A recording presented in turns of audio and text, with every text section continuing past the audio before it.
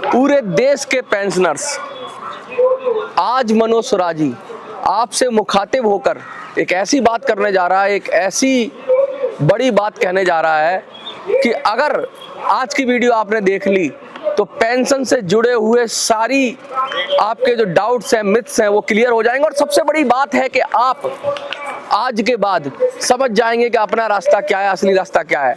देश में EPS 95 के पेंशनर्स की मैं लगातार आवाज उठा रहा हूँ, OPS की मैं लगातार आवाज उठा रहा हूँ, मैं लगातार सैनिकों की आवाज उठा रहा हूँ, OROP की आवाज उठा रहा हूँ। लेकिन आज की वीडियो अपने मायने में खास है क्योंकि ये सब जगह प्रॉब्लम क्रिएट हो रही है। चाहे वो हमारे देश के सैनिक हो, उनको भी प्रॉब्लम क्रिएट हो रही है पेंशन के लिए, चाहे हमारे देश के सरकारी कर्मचारी हो, उनको पेंशन के लिए प्रॉब्लम क्रिएट हो रही है, और चाहे हमारे देश के ऐसे लोग हैं जो पब्लिक सेक्टर में काम किया या जिन्होंने प्राइवेट सेक्टर में काम किया, बड़ी बड़ी कंपनियों में काम किया, सरकार से जुड़े हुए संस्थानों में काम किया है, जो EPS 95 से जुड़े हुए थे, उनको भी प्रॉब्लम आ रही है। तो आज इन सब का प्रॉब्लम का सलूशन है मेरे पास। हम EPS 95 की बात करते हैं तो मैंने कहा था कि फॉर्मूला क्या हो, फॉर्मूला क्या हो, तो आज उसका भी मैं आपको संकेत दूंगा। आज साफ साफ स्पष्ट शब्दों में बता दूंगा कि EPS 95 वाले क्या करें। तो आज की वीडियो देखना बहुत जरूरी है और ये बनती है देखना। लेकिन इस वीडियो को देखने से पहले मैं, क्योंकि वीडियो के बारे में विस्तार से चर्चा करेंगे, एक एक विषय पर बात करेंगे, तो सबसे पहले आज वीडियो की पूरे की कॉन्टेक्स्ट में बता देता हूं कि वीडियो के अंदर आपको क्या क्या मिलने वाला है, जिससे आप इसको आराम से समझ सकें। और पूरी वीडियो को देखना इसलिए भी जरूरी है कि हर शब्द में, हर लाइन में कुछ ना कुछ संदेश है। और बहुत गहरी बात करूंगा मैं, आज नीति की बात करूंगा, मैं पेंशन की बात करूंगा, पेंशन क्यों चाहिए और पेंशन में क्या सुधार चाहिए और कितनी पेंशन चाहिए, इन सब विषयों पे बात करेंगे। सबसे पहले मैं कंटेंट बता दूं कि क्या क्या बात करेंगे हम। सबसे पहले हम बात करेंगे पेंशन क्या है, उसके बाद हम बात करेंगे पेंशन क्यों चाहिए, उसके बाद हम करेंगे अलग अलग तरह की पेंशन क्यों, उसके बाद हम बात करेंगे OPS की, हम बात करेंगे NPS की, हम बात करेंगे EPS 95 की, हम बात करेंगे UPS की, और हम बात करेंगे OROP की।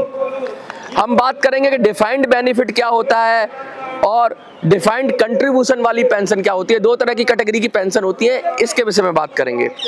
हम भी ये बात करेंगे कि रिटायरमेंट की उम्र क्या होनी चाहिए।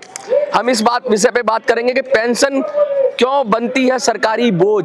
सरकार कहती है कि भाई पेंशन का बहुत बड़ा बोझ हो गया हमारे ऊपर। हम इस पे भी बात करेंगे कि पेंशन आपदा है कि जिम्मेवारी है। हम ये भी बात करेंगे नई नौकरी देने का दबाव क्यों। हम बात करेंगे कि कांग्रेस EPS 95 पेंशन क्यों लाई। हम बात करेंगे BJP क्यों लाई NPS। हम बात करेंगे BJP क्यों लाई अग्निवीर। हम बात करेंगे सेना के विषय में, OROP के विषय में कि OROP क्यों नहीं हो पा रहा या क्यों नहीं ढंग से उसके बार बार OROP के लिए भी संघर्ष करना पड़ रहा है लोगों को। हम बात करेंगे पेंशन के सोशल सिक्योरिटी सिस्टम की। हम बात करेंगे कि ये जो भारतीय परिवार होता है इससे सरकार को क्या सीखना चाहिए। हम बात करेंगे कि कहां पर ज्यादा हम बात करेंगे कि सरकार इसका समाधान क्या है।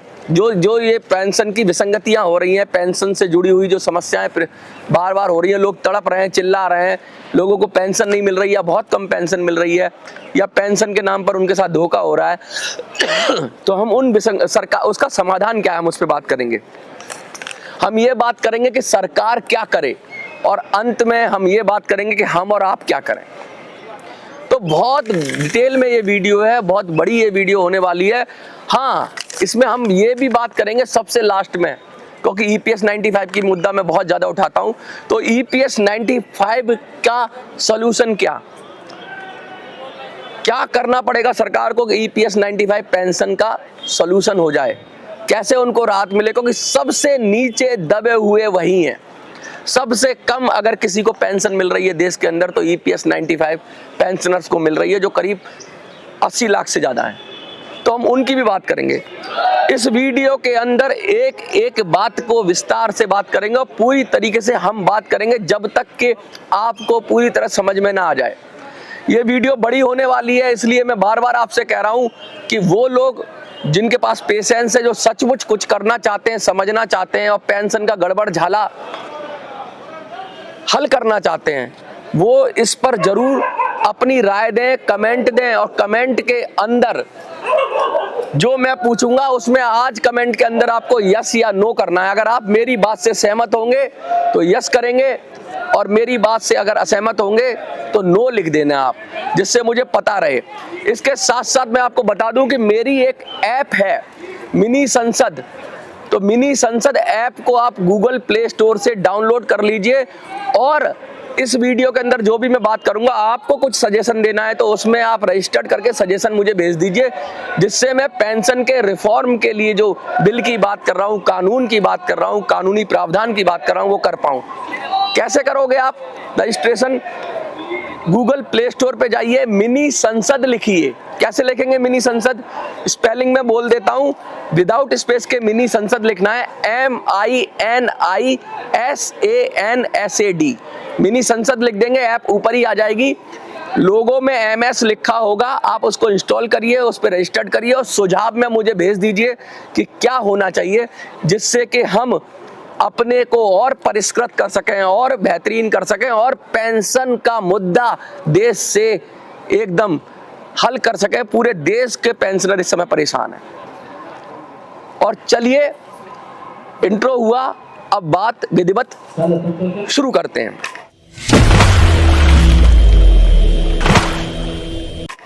सबसे पहले हमारा प्रश्न था कि पेंशन क्या है। तो पेंशन एक ऐसा सिक्योरिटी सिस्टम है जो आपको उस समय मदद करता है जब आप उस काबिल नहीं रहते कि आप कुछ काम कर पाएं। क्योंकि आप जिसके लिए काम करते हैं, जिस व्यवस्था के लिए काम करते हैं, जिस सरकार के लिए काम करते हैं, जिस ऑर्गेनाइजेशन के लिए काम करते हैं, आप पूरी जिंदगी उनको देते हैं अपनी, और उसके बदले में आप क्या चाहते हैं? जब आप काम करने लायक ना रहें तो वो आपकी देखभाल करें। आप जो कमाते हैं उससे थोड़ा कम ही मिले, लेकिन आपको अश्योर्ड गारंटी मिले कि आपके बुढ़ापे में आपको पैसे की तकलीफ नहीं होगी। तो यही है पेंशन। इस फलसफे को ही पेंशन कहते हैं, इस फिलॉसफी को ही पेंशन कहते हैं। और पेंशन क्यों चाहिए, दूसरा सवाल ये हो जाता है। तो भैया, जब हम असमर्थ हो गए, जब हम समर्थ थे तो हमारे पास सैलरी थी, जब हम असमर्थ हो गए तो हमें पेंशन पे बात कर ली कि पेंशन क्या है और पेंशन क्यों चाहिए। अब हम बात करेंगे भारत में अलग अलग तरह की पेंशनों की, क्योंकि अलग अलग हमारी जो आर्म फोर्सेज हैं, सेना है, उसके लिए अलग पेंशन का प्रावधान है, हमारे जो सरकारी कर्मचारी हैं उनके लिए अलग पेंशन का प्रावधान है, और हमारे जो प्राइवेट सेक्टर में या पब्लिक सेक्टर में या सरकार से जुड़े हुए अर्ध सरकारी क्षेत्रों में जो है उनके लिए भी एक अलग तरह की पेंशन है। और एक और पेंशन है, वन रैंक वन पेंशन, वो भी हम बात करेंगे। सबसे पहले हम बात करेंगे कि पेंशन के प्रकार। पेंशन दो तरह की होती हैं, एक तो होती है डिफाइंड बेनिफिट और एक पेंशन होती है डिफाइंड कंट्रीब्यूशन। डिफाइंड बेनिफिट वाली पेंशन पर ही हम सबको जोर देना है, जिसको हम पुरानी पेंशन योजना कहते हैं। पुरानी पेंशन योजना यानी ओल्ड पेंशन स्कीम। इसमें क्या है कि आपकी जिम्मेवारी नहीं है पेंशन कि आप कंट्रीब्यूशन करोगे, आप पैसा जमा करोगे, आपका एम्प्लॉयर पैसा जमा करेगा। ये जिम्मेदारी सरकार की है कि सरकार जब आपसे काम ले रही है, आपकी पूरी जिंदगी आपका इस्तेमाल कर रही है, तो उसकी नैतिक जिम्मेवारी है और कानूनी जिम्मेवारी भी होनी चाहिए कि वो पेंशन दे। इसी को कहते हैं हम डिफाइंड बेनिफिट, यानी पूरा बेनिफिट डिफाइंड है। इसके अंदर जो मोस्टली जो व्यवस्था है उसमें ओल्ड पेंशन स्कीम आती है। दूसरी है हमारी defined contribution scheme. Defined contribution का मतलब है कि इसमें आप कुछ जमा करोगे, आपका एम्प्लॉयर जमा करेगा, एम्प्लॉयर सरकार भी हो सकती है, यानी कंट्रीब्यूशन आपका जमा होगा। ये दूसरी कैटेगरी की पेंशन स्कीम है। ये पेंशन स्कीम सबसे पहले EPS 95 के नाम पर 1995 में आई, जिसे कांग्रेस सरकार के द्वारा 95 में लाया गया। उसके बाद ये जो पेंशन स्कीम है, इस पेंशन स्कीम को पूरे देश में ऐसे लोगों को लागू कर दिया गया जो सीधे सीधे सरकार से जुड़े हुए नहीं थे। ये कंट्रीब्यूटरी पेंशन स्कीम थी। इसके लिए एक संस्था का गठन किया गया जिसे हम EPFO कहते हैं। दूसरी तरह की जो पेंशन, दूसरी जो बात हुई तो ये पेंशन स्कीम लाई गई। एक और पेंशन की हम बात कर लेते हैं जिसको हम बोलते हैं NPS, नेशनल पेंशन स्कीम। क्योंकि OPS सरकार की जिम्मेवारी थी, ओल्ड पेंशन स्कीम सरकार की जिम्मेवारी थी, तो सरकार उसका पालन करती। तो सरकार अपनी जिम्मेवारी से बचने के लिए सरकार एक नई योजना लाती है जिसको बोलती है NPS, नेशनल पेंशन स्कीम। ये भी EPS से सीख के लाए थे ये, क्योंकि EPS में भी कंट्रीब्यूशन था, तो इस नेशनल पेंशन स्कीम भी कंट्रीब्यूटरी इसको रखा गया कि इसके अंदर कंट्रीब्यूशन रहेगा, सरकार का भी रहेगा और एम्प्लॉय का भी रहेगा। और ये ऐसी पेंशन स्कीम थी जिसे चाहे तो लोग ले सकते थे, चाहे तो नहीं ले सकते थे। अब EPS 95 के बारे में बोले तो EPS 95 वाली मैंडेटरी थी, वो लेनी ही लेनी थी सबको, क्योंकि वहां पैसा एम्प्लॉयर दे रहा था और सरकार की उस पैसे पर नजर थी, इसलिए वो तो लेनी ही लेनी थी। और ये जो ये NPS जो स्कीम थी, ये इन्होंने वॉलंटरी इसलिए कर दी कि इसमें सरकार को भी पैसा देना था। तो जहां सरकार की जेब से जाता है, सरकार ने कहा मत लो, तुम्हारी मर्जी है तो मत लो, कोई दिक्कत नहीं। तो कहने का मतलब ये है, लेकिन फिर भी लोग लेंगे क्योंकि सरकार भी बहुत बड़ा हिस्सा, 14% से कुछ ज्यादा जो था सैलरी का, उसमें सरकार कंट्रीब्यूट करती थी। तो कहने का मतलब है दोनों ही स्कीमें कंट्रीब्यूटरी थी और दोनों के अंदर अब एम्प्लॉय बाध्य हो गया था कि वो इस व्यवस्था में आए। और इस व्यवस्था का परिणाम क्या हुआ?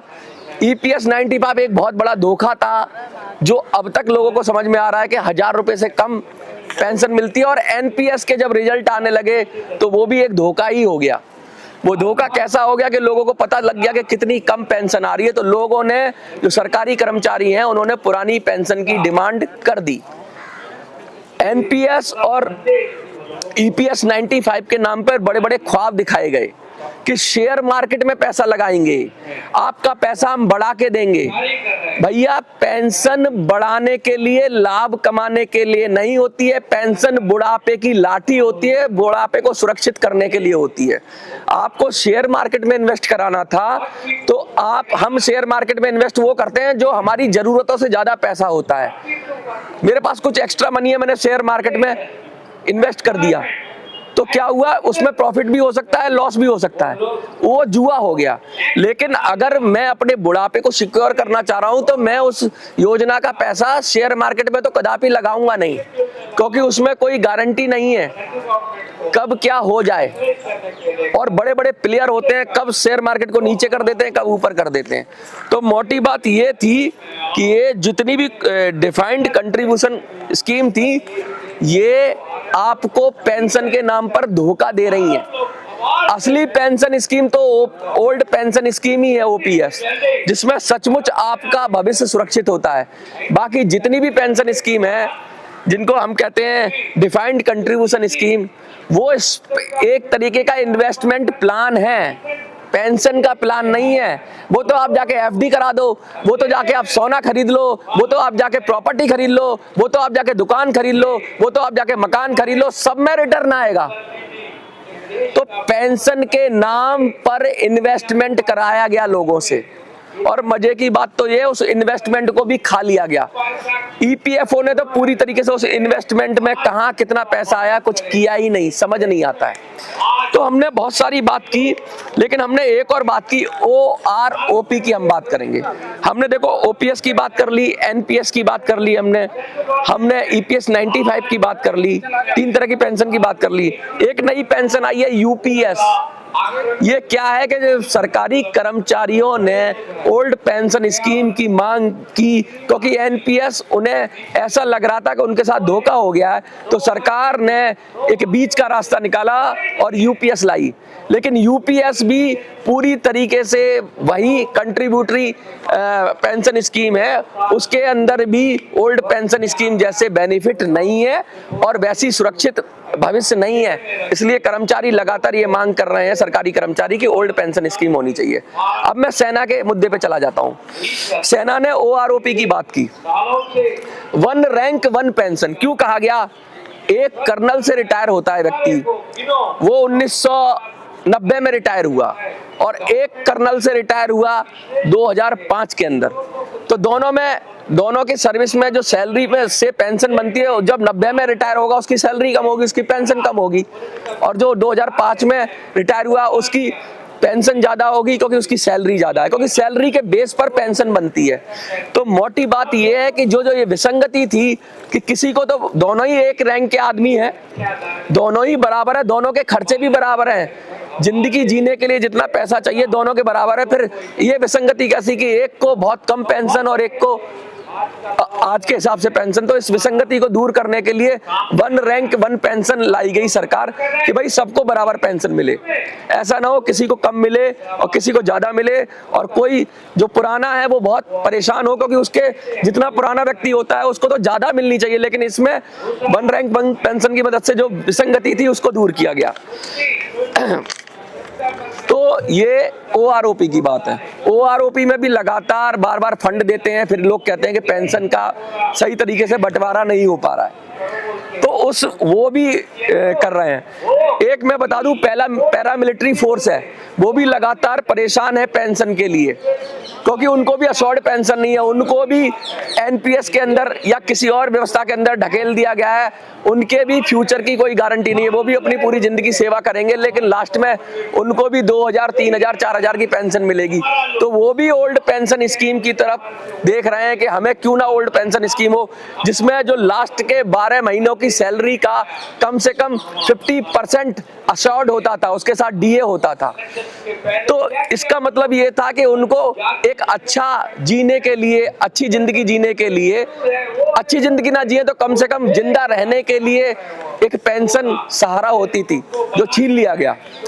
हमारी सिक्योरिटी फोर्सेस से छीन लिया गया, हमारे सरकारी कर्मचारियों से छीन लिया गया, और हमारे प्राइवेट सेक्टर से ये सहारा छीन लिया गया, जो पेंशन उनके बुढ़ापे की लाठी है। इसको कानून बना के छीना गया। 2004 के अंदर एनपीएस लागू होती है और एनपीएस की वजह से ओपीएस को डाइल्यूट कर दिया गया एक तरीके से, लेकिन ओपीएस ही सच्ची पेंशन थी जिसको खत्म किया गया। इस देश के अंदर जब हम कहते हैं कि एक देश एक कानून, एक विधान एक संविधान हम नारा लेते हैं, एक देश एक झंडे का जब हम नारा देते हैं, तो एक देश एक पेंशन का नारा क्यों नहीं?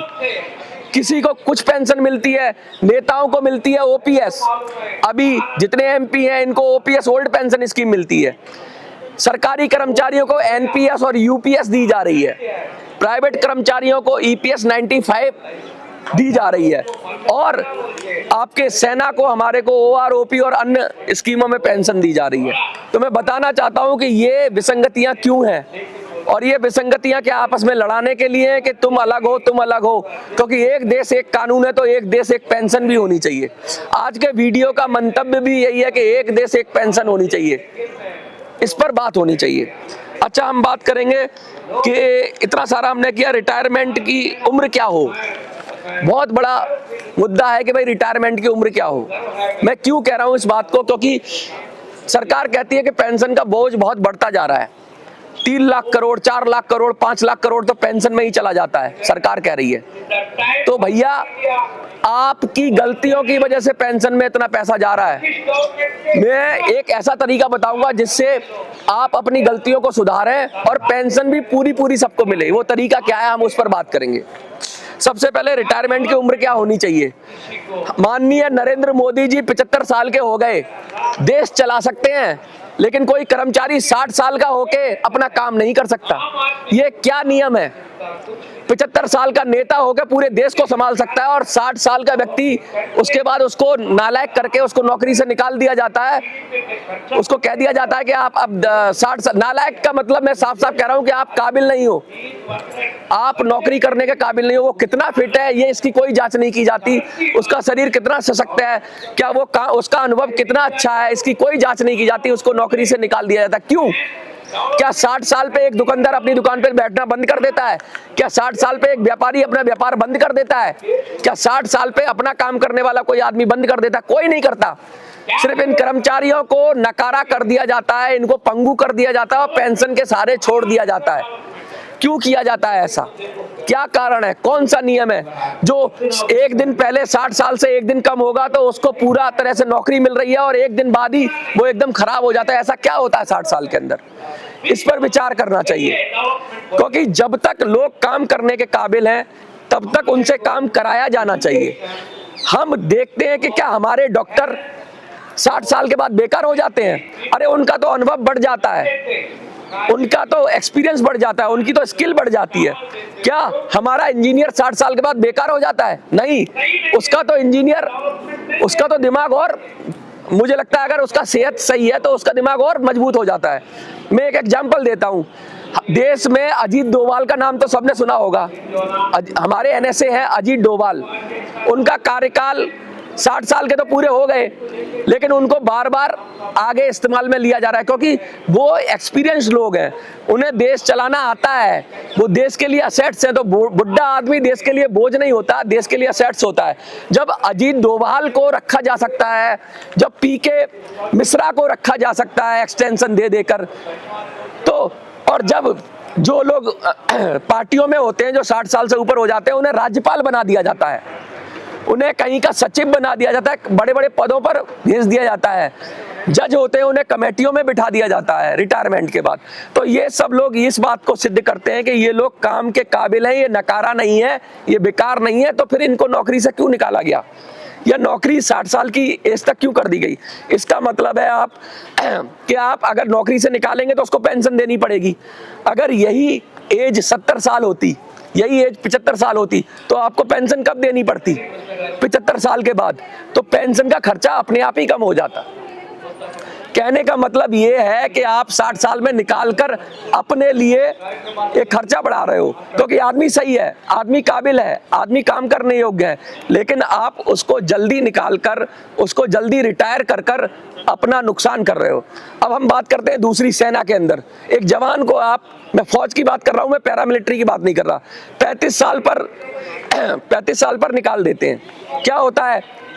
अगर उसकी कुछ थोड़ा उसकी कहते हैं उसको प्रमोशन मिल गया तो थोड़ा और आगे काम कर लेगा, लेकिन लगभग 40 साल तक ज़्यादा से ज़्यादा वो काम कर सकता है। उसके बाद आप उसको पेंशन देते हैं, यानी आप उसको भी निकाल के फेंक देते हैं। आप 35 साल 40 साल तक उससे काम कराते हैं, उसको सैलरी देते हैं, और उसके बाद उसको अगर 100 साल जीता है तो 65 साल तक उसको पेंशन देते हैं। क्यों भाई? क्यों? मैं उसकी पेंशन के खिलाफ नहीं हूँ, मैं कह रहा हूँ कि आप अगर फौज से निकालिए तो उसे पैरामिलिट्री में जगह दे दीजिए, तुरंत ही दिल्ली उसको पुलिस में जगह दे दीजिए, उसकी नौकरी को खतरे में मत डालिए, उसको 60 साल तक काम कराइए, उसको पेंशन मत दीजिए, क्योंकि उसको आप पेंशन दे रहे हैं, काम तो कुछ ले नहीं रहे, और 35 साल के बाद एक जवान को आप पेंशन दे रहे हैं। इससे अच्छा था उसको तनख्वाह देते तो जवान भी खुश रहता। और तनख्वाह कैसे? सरकारी, सीआरपीएफ में लीजिए उसको, आरएएफ में लीजिए उसको, पैरामिलिट्री फोर्सेस में लीजिए उसको, सीआईएसएफ में लीजिए उसको, दिल्ली पुलिस में लीजिए उसको। श्योर शॉर्ट गारंटी होनी चाहिए उसकी नौकरी की कि आर्मी से निकला, और जो आर्मी से निकला है उसको इतनी नॉलेज होगी, उसको इतना उसको, उससे लोकल गुंडा उसके सामने खड़ा हो जाएगा। वो जो आर्मी की ट्रेनिंग करके आया है वो देश में, क्या वो पुलिस में, क्या पैरामिलिट्री में काम करने के काबिल नहीं है? वो है काम करने के काबिल। लेकिन आप क्या करोगे? 35 साल में, 40 साल में उसको छोड़ दोगे और पेंशन दे दोगे उसको। तो पेंशन इसलिए बढ़ती है बोझ हमारे ऊपर, हम उससे लगातार काम कराते रहे, उसको एडजस्ट करते रहे, 60 साल तक काम कराएं, और 60 साल के बाद भी हम काम करा सकते हैं उसको। ऐसी जगहों पर मिलिट्री के लोग भी जो एक्सपीरियंस हो जाते हैं 60 साल के, उनको इतना अनुभव होता है, वो पॉलिसी मेकिंग में जा सकते हैं, वो ट्रेनिंग में जा सकते हैं, वो बहुत सारी चीजों में जा सकते हैं। तो कहीं भी बंद नहीं हो सकता ये रास्ता। लेकिन आप क्या कर रहे हैं, आप लगातार पेंशन की व्यवस्था बनाकर आप खुद ही ऐसे लोगों को पेंशन दे रहे हैं जिनको पेंशन की जरूरत नहीं है, जिनको नौकरी की जरूरत है, उनको आप पेंशन दे रहे हैं, फिर कह रहे हैं पेंशन का बोझ है। तो कहने का मतलब ये है, जैसे सेना का जवान अगर सेना से निकलता है तो सीधा सीधा उसका 100% प्लेसमेंट होना चाहिए, राज्य सरकारों का कुछ हिस्सा होना चाहिए, कुछ केंद्र सरकार का हिस्सा होना चाहिए, उसमें उसको नौकरी मिल जाए तो 60 साल तक उसको भी पेंशन नहीं देनी पड़ेगी, ये पेंशन का सारा खर्चा बचेगा और आदमी आपको मिलेगा तनख्वाह वाला। तो हम ये बात कर रहे थे, तो पेंशन आपदा नहीं रहेगी, पेंशन एक जिम्मेदारी हो जाएगी। अब हम बात करेंगे नई नौकरी की। तो भाई कह रहे हैं कि नई नौकरी, नई सृजन होगा, इससे नई नौकरी का सृजन होता रहेगा, लेकिन नई नौकरी का सृजन करने के लिए आपको नए तरीके खोजने पड़ेंगे। ये तरीका ठीक नहीं है कि पुराने को निकाल दो और एक को रख लो, इसको धक्का, इसके पेट से रोटी छीनकर दूसरे को रोटी देना नई नौकरी देना नहीं है। नई नौकरी देने का मतलब है नए तरीके बनाओ नौकरी देने के लिए। किसी को निकाल कर किसी को रख लेना ये देना नहीं है, इसकी टोपी उसके सर कर देना है। 60 साल के अंदर एक आदमी को निकाल दो और फिर नए आदमी को भर्ती कर लो, तो ये कोई नौकरी देना नहीं हुआ। नए लोगों के लिए जगह बनानी पड़ेगी। मैं बात करूंगा अग्निवीर की। अग्निवीर क्या था? अग्निवीर इसीलिए बनाया गया कि भैया ये पेंशन देना नहीं चाहते थे। एक जवान को 35 साल के बाद जो पेंशन का जो बर्डन आएगा, जो और सारे खर्चे आएंगे, क्योंकि 100 साल तक एक हम तो चाहते हैं हमारे जवान जो हैं, जो फिटनेस रखते हैं, वो 100 साल तक जिए। तो 100 साल तक सरकार पेंशन देगी क्या उनको? अरे भाई उनसे काम कराओ, उनको सैलरी दो। जब तक सरकार पेंशन से ज्यादा सैलरी पर फोकस नहीं करेगी तब तक पेंशन के खर्चे बढ़ते रहेंगे, क्योंकि सरकार ऐसे लोगों को पेंशन दे रही है जिनको पेंशन देनी नहीं चाहिए। कोई लाडला भैया आ जाता है, कोई लाडली बहन आ जाती है, कोई सरकार कोई स्कीम ले आती है, पैसा ऐसे बांट रहे हैं जिन्होंने मांगा नहीं है उनको, कोई महिलाओं को पेंशन दे रहे हैं। अरे भाई जरूरतमंद के लिए पेंशन होती है, उस व्यक्ति के लिए पेंशन होती है जो असमर्थ है काम करने के लिए, जो काम करने में समर्थ है, उसको किस लिए पेंशन दे रहे हैं? अपनी राजनीति चमकाने के लिए देश की व्यवस्थाओं का सत्यानाश कर रहे हैं ये लोग। अच्छा, मैं बात करूंगा कि कांग्रेस तो लाई थी ईपीएस 95, तो पहले तो पेंशन था एक बर्डन, सरकार के ऊपर एक जिम्मेदारी थी, तो सरकार ने उस जिम्मेदारी को कैसे बदला और ईपीएस 95 लाई। ईपीएस 95 में कंट्रीब्यूशन ले लिया एम्प्लॉयर से, पैसा ले लिया एम्प्लॉयर से, थोड़ा सा हिस्सा खुद का डाला और उस फंड पे बैठ गई। 25 लाख करोड़ का लगभग ईपीएफओ के पास फंड है, उस पर सरकार बैठ गई। और कहने का मतलब है एक तरफ पेंशन तो दी नहीं, और पेंशन के नाम पे जो पैसा इकट्ठा हुआ उस पर भी ये अजगर की तरह फन मारकर बैठ गए। यही काम ये एनपीएस के साथ कर रहे हैं, यही काम ये अन्य पेंशन फंड के साथ कर रहे हैं। तो पेंशन फंड के साथ सरकारों को एक आइडिया मिल गया है कि यार इसमें भी कमाई हो सकती है। जो पेंशन सरकार की जिम्मेवारी थी, जो पेंशन सरकार की जरूरत थी, जो पेंशन लोगों की जरूरत थी, उसको सरकार ने पैसा कमाने का जरिया बना लिया। ईपीएस इस बात का सबसे बड़ा उदाहरण है कि किस तरीके से ईपीएफओ मालामाल हो गया है। तो कहने का मतलब ये है कि सरकारों का जो जिम्मेवारी थी उससे भी वो पैसा कमा रहे हैं। सरकार जैसे ये वही हो गया कि माँ बाप आपकी जिम्मेवारी आती है बुढ़ापे में कि माँ बाप की सेवा करें, और आप क्या करो, उनका मकान बेचकर अपने लिए कहीं दिल्ली में फ्लैट ले लो और उनको गली में खड़ा कर दो। ये कर्मचारियों के साथ सरकार कर रही है, उनका माल खा गई और उनको सड़क पे खड़ा कर रही है। ये तो इंसानियत के खिलाफ है। एक परिवार में भी हम अपने माँ बाप की, जब हमारे माँ बाप होते हैं तो हम उनको बुढ़ापे में जब वो असमर्थ हो जाते हैं तो उनकी जिम्मेवारी उठाते हैं, ना कि उनकी प्रॉपर्टी बेच देते हैं। तो ये कहां से सरकारें ये गुण ला रही हैं? सरकारें ये सोच कौन सा आईएएस बैठा हुआ है, कौन सा ये लॉबी बैठी हुई है जो बिल्कुल पूरी तरीके से लोगों का हक अधिकार छीन रही है? क्या इसमें बिल्कुल भी मानवता नहीं है? क्या कोई अपने माँ बाप के साथ ऐसा करता है जो पेंशनर के साथ हम लोग कर रहे हैं? सरकार के माँ बाप हैं वो जो पेंशनर हैं, क्योंकि उन्होंने पूरी जिंदगी काम किया है। तो ये जो कर रहे हैं वो गलत कर रहे हैं। शेयर मार्केट का सपना दिखा देते हैं बुढ़ापे में कि भाई तुम्हारी पेंशन का पैसा, एक तो तुमसे कंट्रीब्यूशन ले लिया और तुम्हारी पेंशन का पैसा हम उस फंड में जमा कर देंगे, तो उससे बहुत बड़ी वो आएगी, आपको बहुत बड़ा मुनाफा हो जाएगा। अरे भाई मुनाफा नहीं चाहिए, बुढ़ापे में गारंटी चाहिए कि हमें पैसा मिलता रहे। एक माँ बाप अपने बच्चे को पढ़ाते हैं, लिखाते हैं, मजबूत बनाते हैं, इसलिए नहीं बनाते कि उससे वो ब्याज वसूलेंगे। वो सिर्फ ये चाहते हैं कि बुढ़ापे में मेरी देखभाल कर ले, उससे ये नहीं चाहते कि मुझे रिटर्न देगा। उसको एक बिजनेस प्लान की तरह अपने बच्चे को नहीं पालते हैं, सिर्फ इतना उससे उम्मीद रखते हैं कि भाई बुढ़ापे में मेरी लाठी बनेगा, मेरा सहारा बनेगा।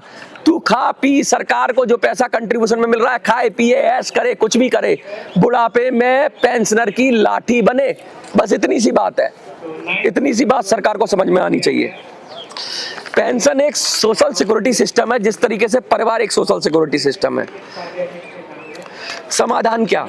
बहुत देर बात हो गई, समाधान क्या? बीच में मैंने वीडियो के अंदर भी समाधान बताया, लेकिन मैं फिर से बताता हूँ समाधान क्या है। समाधान यही है कि सरकार गैर जरूरी पेंशन्स को खत्म करे, गैर जरूरी पेंशन्स को खत्म करके उनको सैलरी में तब्दील करे। सरकार पेंशनर की जो उम्र है, समय सीमा है पेंशन लेने की या नौकरी की समय सीमा, उसको बढ़ाए। जब मोदी जी 75 साल पर काबिल हैं, तो हमारा कर्मचारी भी 60, 65, 70 साल तक उसकी डॉक्टरी जांच कराओ। अब वो काबिल है, अजीत डोभाल अगर काबिल है, तो ये सारे कर्मचारी काबिल हैं। ये जब तक काम करना चाहें करें, अपनी मर्जी से छोड़ दें बात अलग है, वीआरएस ले लें बात अलग है, लेकिन अगर वो काम करने के लिए राजी हैं, फिट हैं, तो उनके एक्सपीरियंस का सरकार को उपयोग करना चाहिए और पेंशन की जगह उनको तनख्वाह देनी चाहिए, तो पेंशन का खर्चा बचेगा। पहली बात तो है, और क्या है, हाँ सबसे बड़ी बात है कि लोग क्या करें। देखो नौकरी सबसे निम्न दर्जे का काम होता है। मैं बार बार कहता हूं, नौकरी और चाकरी गर्ज पड़ी तो करी। हाँ जी की नौकरी और ना जी का घर। सबसे खराब काम दुनिया में कोई होता है तो नौकरी है। मैं साफ कहता हूं जो मैं सोचता हूं। अपना काम करो, जब अपना काम करोगे तो चाहे कम खाओगे, दूसरों के महल से अच्छा अपनी झोपड़ी। तो अपना काम करोगे तो किसी के आगे भीख तो नहीं मांगोगे पेंशन के लिए। अपना काम करोगे, अपना पैसा जोड़ोगे, पैसे पे कंट्रोल तुम्हारा रहेगा। तुमने कंट्रीब्यूशन दिया सरकार को, सरकार बैठ गई अजगर की तरह, जैसे ईपीएफओ बैठ गया है, तो बाद में तो तुम्हारे साथ चीटिंग हो जाएगी। तो अपना कंट्रोल अपने हाथ में रखना है, तो नौकरी जैसी व्यवस्थाओं से दूर जितना हो सके रहे। अब मजबूरी है तो करनी है भाई, इतना पैसा नहीं है बिजनेस के लिए और नहीं है तो बात अलग है। लेकिन अगर आप समर्थ हैं तो नौकरी से कन्नी काट लें, क्योंकि नौकरी कोई उत्तम चीज नहीं है। ना तो आपका उसमें चरित्र का ही सदुपयोग हो पाता है, ना ही आपकी सेल्फ रेस्पेक्ट होती है। कोई कितना भी कहे नौकरी, पैसा कितना भी मिल जाए, लेकिन नौकरी यानी नौकरी तो सेल्फ आम लोगों को करना चाहिए, ये करे। लेकिन सबसे अंत में मैं ईपीएस की बात करता हूँ, ईपीएस 95 की बात करूंगा, क्योंकि वीडियो काफी लंबी हो गई है और मैं बहुत कुछ बोलना चाहता था, लेकिन मुझे लगता है इसको थोड़ा शॉर्ट करना पड़ेगा, वरना आप कहेंगे कि मनोज कितनी बड़ी कथा करता है। लेकिन मैं नीतिगत चेंज की बात कर रहा हूँ, मैं देश में व्यवस्था परिवर्तन की बात कर रहा हूँ, और मैं कह रहा हूँ एक देश एक पेंशन, एक देश एक पेंशन। इतनी भांति भांति की पेंशन की जरूरत नहीं है, एक जैसा सबको दो, एक जैसा दो, पेंशन एक जैसा दो, सबको एक नजर से देखो। किसी को 250 रुपए और किसी को 2.5 लाख रुपए, अफसर को कुछ, जवान को कुछ, ये भी ठीक नहीं है। नेताओं को ओपीएस और कर्मचारियों को एनपीएस या यूपीएस, ये भी ठीक नहीं है। ईपीएस 95 किसी को और किसी को ओपीएस, ये भी ठीक नहीं है। सबको ओल्ड पेंशन स्कीम मिलनी चाहिए। मैं आज कह रहा हूं, चाहे वो ईपीएस 95 पेंशनर हो, चाहे वो हमारे फौजी हो, चाहे वो हमारे पैरामिलिट्री के लोग हो, सबको ओपीएस मिलनी चाहिए, क्योंकि ओल्ड पेंशन स्कीम से बेहतर इस देश में कुछ भी नहीं है, क्योंकि नेता वही ले रहे हैं। और हमारी पैरामिलिट्री ने तो पहले भी कहा है कि ओल्ड पेंशन स्कीम होनी चाहिए। तो ईपीएस 95 वालों के लिए क्या करें, तो ईपीएस 95 वाले भी ओल्ड पेंशन स्कीम की मांग करें। फॉर्मूले की बात करें तो लोगों ने कहा ओल्ड पेंशन स्कीम जब मिलेगी तो उसमें क्या होता है, 50% सैलरी का, 12 महीने की सैलरी का एवरेज निकाल के 50% और डीए इतना तो मिलता ही मिलता है। अगर ओल्ड पेंशन स्कीम मिल गई तो कम से कम सबकी पेंशन इतनी हो जाएगी कि जैसे सरकारी कर्मचारी ओल्ड पेंशन स्कीम वाले खुश रह रहे हैं, वैसे ईपीएस 95 वाले भी खुश रहेंगे। तो मैं आज सब ईपीएस 95 वालों से कहना चाहता हूं कि ओल्ड पेंशन स्कीम से बेहतर कुछ नहीं है। आपको भी उसी की डिमांड करनी चाहिए जिसकी पैरामिलिट्री को भी ओल्ड पेंशन स्कीम की डिमांड करनी चाहिए। सबको ओल्ड पेंशन स्कीम के नीचे आ जाना चाहिए। अब इतनी बात मैंने की ओल्ड पेंशन स्कीम की, तो मैं आपको एक और चीज बताना चाहूंगा कि भाई ईपीएफओ को स्क्रैप कर देना चाहिए। ईपीएफओ को स्क्रैप कर देना चाहिए और सरकार को उसका अधिग्रहण कर लेना चाहिए। सरकार को उसका अधिग्रहण करके उसका पैसा अपने कंट्रोल में ले लेना चाहिए, क्योंकि उस पर बंदरबाट हो रहा है, उसका पता ही नहीं है कि कहां खर्चा कर रहा है। तो ईपीएफओ का पैसा सरकार ले ले और सरकार सबको ओल्ड पेंशन स्कीम दे, वो चाहे सरकारी कर्मचारी हो चाहे वो प्राइवेट सेक्टर के लोग हो, क्योंकि किसी के साथ भेदभाव नहीं होना चाहिए। और कंट्रीब्यूशन है तो कंट्रीब्यूशन के लिए टैक्स लगा सकती है एक्स्ट्रा। भाई उसको लगता है कि पेंशन में ज्यादा पैसा जा रहा है, ज्यादा पैसा देना पड़ रहा है, तो एम्प्लॉयर से जो ईपीएस 95 वाले हैं उनके एम्प्लॉयर पे कुछ और कंट्रीब्यूशन बढ़ा सकती है, थोड़ा सा उनके हिस्से में डाल सकती है। लेकिन सबको सुरक्षित भविष्य की गारंटी देना सरकार की जिम्मेवारी है। और मैं एक बात और कहना चाहता हूं कि कम से कम मिनिमम पेंशन, जब तक ये ओपीएस लागू नहीं होता है सभी के लिए, कम से कम ईपीएस 95 की बात कर रहा हूं, मिनिमम पेंशन कम से कम 10,000 हो जानी चाहिए। 10,000 हो जानी चाहिए। मैं आज ईपीएस 95 के लिए कह रहा हूं कि मिनिमम पेंशन 10,000 हो जानी चाहिए। आप समझ रहे हैं मेरी बात को? मिनिमम पेंशन 10,000 हो जानी चाहिए और जो नए रिटायर हो जाएं उनको कम से कम मिलनी चाहिए, जो पेंशन मिलनी चाहिए वो ओपीएस के तरीके से मिलनी चाहिए, ओपीएस के फॉर्मूले से मिलनी चाहिए। उनको जो मिलनी चाहिए वो डिफाइंड बेनिफिट पेंशन मिलनी चाहिए, ना कि डिफाइंड कंट्रीब्यूशन। कंट्रीब्यूशन ले सरकार, कंट्रीब्यूशन की जगह टैक्स लगा दे, या कंट्रीब्यूशन भी ले तो एम्प्लॉयर से ले, खुद दे, उससे एम्प्लॉय का कोई मतलब नहीं होना चाहिए। उसे डिफाइंड पेंशन मिलनी चाहिए और ये सबको मिलनी चाहिए। ये पैरामिलिट्री को मिलनी चाहिए, ये सरकारी कर्मचारी को मिलनी चाहिए, ये प्राइवेट कर्मचारी को मिलनी चाहिए। OPS is the best, one nation one pension. इसी संदेश के साथ मैं मनोज सुराजी, जय हिंद, जय भारत।